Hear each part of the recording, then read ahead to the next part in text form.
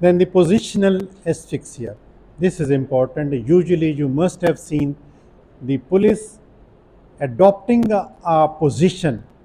This is such a position that this man is sitting on the chest and this is tilting the neck.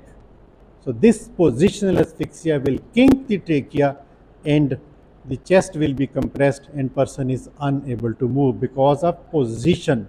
That's why it is called as positional asphyxia. And most common, the hog-tie bonding. In this, the hands and feet are they tied at the back and the person is thrown.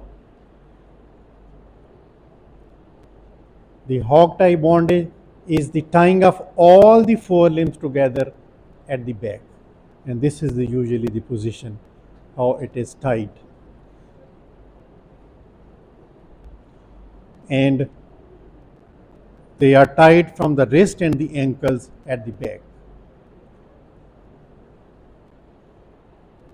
And this is the position the person is unable to move because of his own weight. The chest is unable to move. Then it may be in another position. In this position also, because of the tilt of the neck, the trachea is kinking, and because of the pressure on the chest is unable to move. So this is hog tie bonding.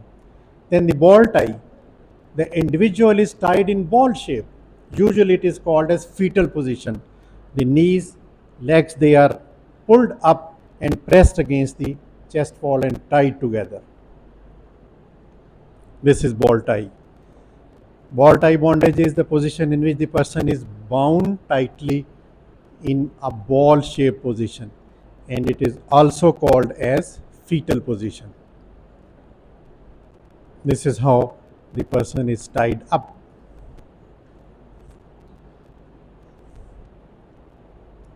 The legs are brought up so that the thighs are pressed against the chest wall and abdomen